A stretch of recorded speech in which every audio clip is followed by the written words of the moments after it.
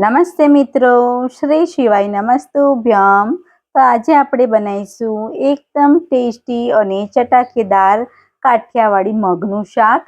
તો તેની રેસીપી આપણે નિહાળી લઈશું। અને જો તમે મારી ચેનલ પર પહેલી વાર આવ્યા હોય તો પ્લીઝ સબસ્ક્રાઇબ કરી લેજો। તો આપણે ટાઈમ વધારે વેસ્ટ નથી કરતા, આપણે સામગ્રી જોઈ લઈએ છીએ। તો આપણે મગ છે એ મગ એક વાડકો જેટલો લીધો છે અને રાતે મેં પલાળેલા હતા।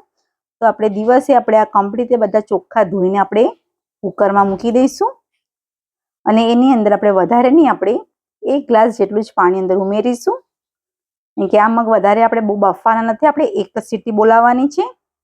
કેમ કે પલાળેલા છે એટલે તરત બફાઈ જશે। તો આપણે અડધી ચમચી, પા ભાગની ચમચી એટલું મીઠું આપણે અંદર ઉમેરી લઈશું। અને આપણે એને ગેસ પર આપણે મૂકી દઈશું બાફવા માટે।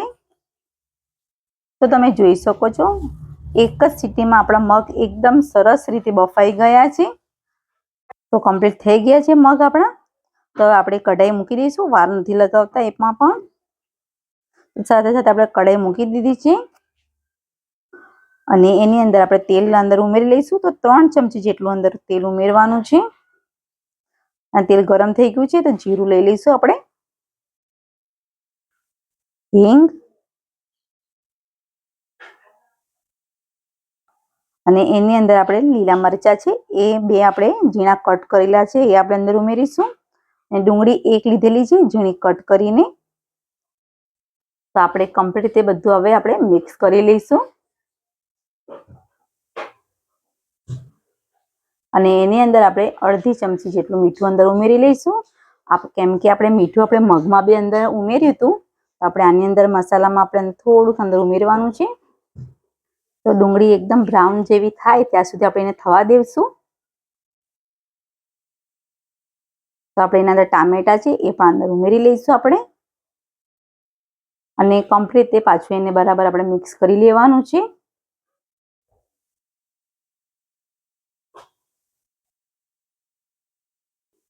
તો ટામેટા સરસ રીતે થાય એના માટે આપણે ઢાંકી દઈશું આપણે। તો 5 મિનિટ માટે આપણે જોઈ લઈએ તો ટામેટા એકદમ સરસ રીતે આપણા ચડી ગયા છે। કમ્પ્લીટ રીતે બધું આપણે આવી રીતે ચમચાથી આપણે દબાવી લઈશું। ટામેટા એકદમ સરસ રીતે ક્રશ કરી લઈશું આપણે। અને આપણે એક સ્પેશિયલ કાઠિયાવાડી જે મસાલો આપણે બનાવીએ છીએ, લાલ ચટણી, જે લસણ વધારે હોય અને લાલ મરચું, એ ચટણી આપણે બનાવેલી છે। તો આપણે એ અંદર ઉમેરી લઈશું 1 ચમચી જેટલું।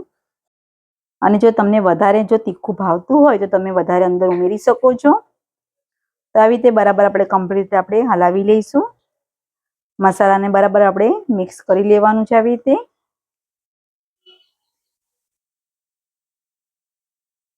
અને કમ્પ્લીટ બધું મિક્સ થઈ ગયું છે સરસ રીતે। આપણો મસાલો પણ સારી રીતે કમ્પ્લીટ થઈ ગયો છે। તો એના અંદર અડધી ચમચી ધાણા જીરું લઈ લઈશું અને એ બરાબર આપણે કમ્પ્લીટ રીતે બધું મિક્સ કરી લેવાનું છે। અડધી ચમચી હળદર, એ પણ કમ્પ્લીટ રીતે બધું મિક્સ કરી લઈશું।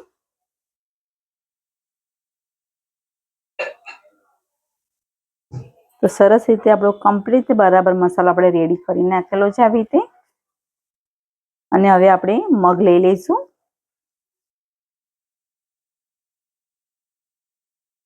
તો મગ આપણે થોડા થોડા કરીને આપણે હલાવી લઈશું આવી રીતે।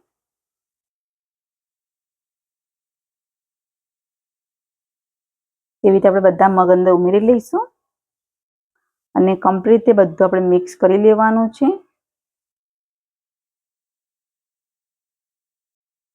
તો આવી રીતે બરાબર કમ્પ્લીટ રીતે બધું આપણે મિક્સ કરી લઈશું। અને એકદમ ટેસ્ટી અને ચટાકેદાર અંદર એકદમ ખાસ આપણે વસ્તુ ઉમેરવાના છે, જેથી શાક એકદમ ટેસ્ટી અને ચટાકેદાર બની જશે। આપણે મીઠું અંદર ઉમેરી લીધું છે અને બરાબર આપણે કમ્પ્લીટ રીતે બધું મિક્સ કરવાનું છે આવી રીતે 2 મિનિટ માટે। અને અડધી ચમચી આપણે ગરમ મસાલો છે એ ઉમેરી લઈશું। તો કમ્પ્લીટ રીતે બધું આપણે મિક્સ કરી લીધું છે સારી રીતે। તો એની અંદર થોડી કોથમીર છે એ ઉમેરી લઈશું।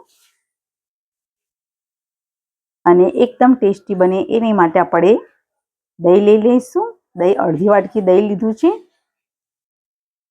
અને જો તમારે દહીં ના ઉમેરવું હોય તો તમે સ્કીપ કરી શકો છો। પણ દહીં નાખશો તો એકદમ ટેસ્ટી લાગશે ખાવામાં. તો આપણે એને 2 મિનિટ માટે થવા દઈશું આપણે શાક. તો તમે જોઈ પણ શકો છો શાક એકદમ સરસ રીતે કમ્પ્લીટ રેડી થઈ ગયું છે. તો હવે આપણે એને કાઢી લઈશું. તો આપણું આ કાઠિયાવાડી મગ મસાલાનું શાક રેડી થઈ ગયું છે. અને મારો વિડીયો પસંદ આવ્યો તો લાઇક, શેર અને સબસ્ક્રાઈબ કરવાનું ભૂલતા નહીં. Thank you.